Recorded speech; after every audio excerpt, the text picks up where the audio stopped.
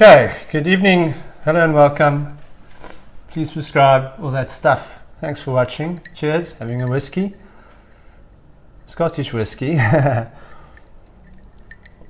as well be an Irish whiskey. Okay, managed to watch all the games of the weekend of the Six Nations, so we're chatting about the Six Nations. Watched France, Wales, and what do you say about that? It's just an absolutely dominant French side. I hate saying this, but I don't really hate saying it, but as a South African, Dupont was absolutely outstanding. Just that pure class, the amount of time he has on the ball to make decisions, the cross kick to the wing, all his decision making was brilliant, and they just absolutely bossed the game. I feel sorry for Wales. Not sure how big a difference it would make if they have a different coach. I don't think it will. I think they're just in a big rebuilding phase. I mean, a lot of the names they had retired or they're playing American football. Louis Rees-Zammit might come back. We don't know. Seems like he's not doing too well in America. But be that as it may, 43-0, getting shut out completely, not being able to score a single point is really bad for a proud rugby nation, and a nation that's delivered a lot of good Six Nations results in the not too distant past. They were really good. I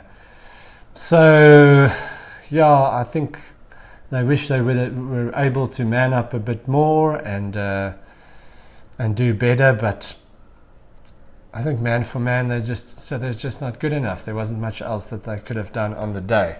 And on the other hand, all credit to France.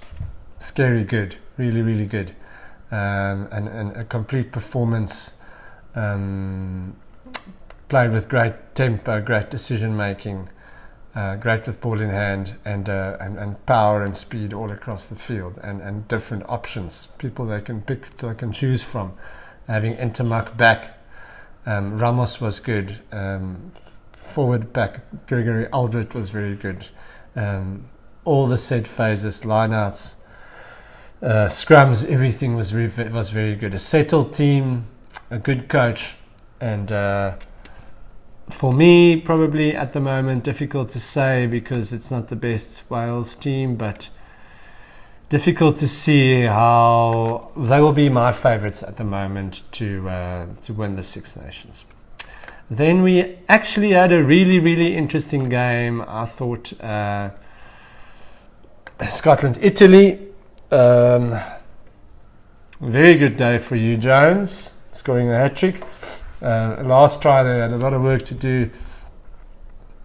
Very good finish, but it was 19-all at one stage. Even though Italy wasn't creating that much, I still think they're on the up. I think Gonzalo Quesada is a good coach, and it wasn't a terrible performance. This is a strong Scotland side. It's a very, very settled Scotland side.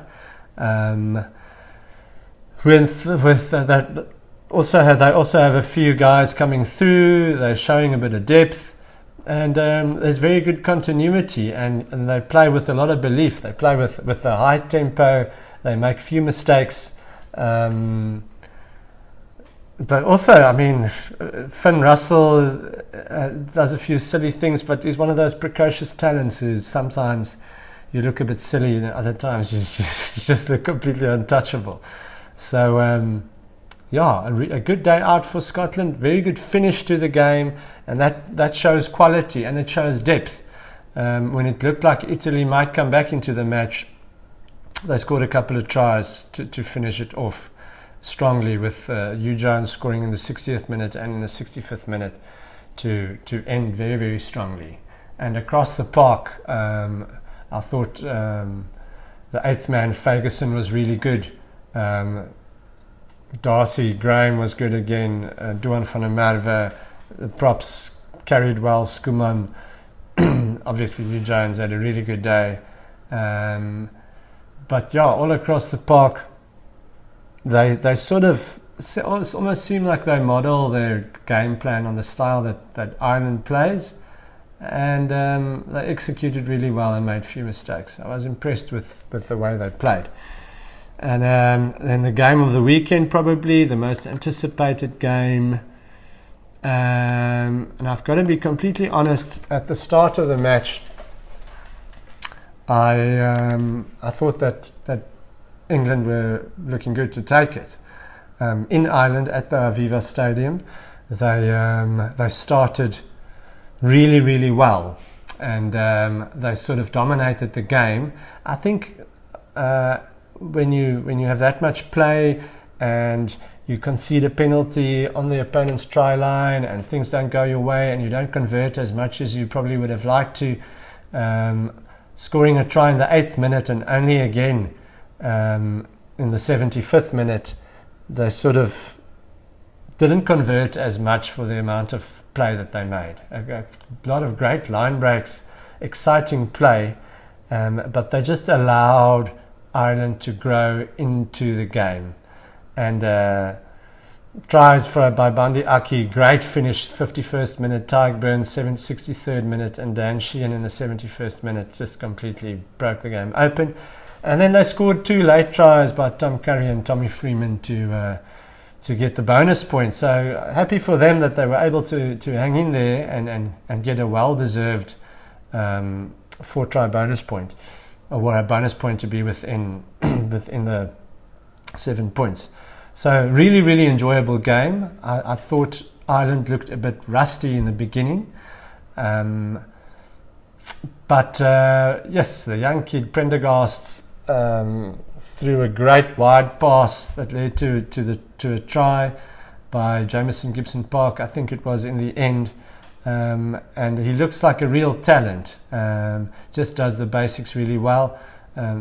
Made 1 or 2 mistakes at halftime. They said it was sort of also like a bit of a hot and cold performance, but to throw him in there at such a young age and to win such a crucial game with a bonus point was huge for them. And their stalwarts, when Sheehan came on, he looked great. Bandi Aki looked good, had a very good game. Gibson Park was really, really good, and their forwards just started dominating the game with the carries. Tyg Burn, always brilliant. So Prendergast could probably do a little bit better with his kicking off the tee. Jack Crowley kicked 2 conversions after he came on, so that would be one thing that he would probably like to work on. Can't really fault England that much, except for not converting enough. But a lot of positives to take out of the game. Happy for Ireland. Strong win for them. And very interesting to see what's going to happen next. For me, Ireland and France will be the favourites. Even though they played Wales, I would say France edging it at the moment to be the favourites so far in the competition. Okay, thanks for watching. Cheers.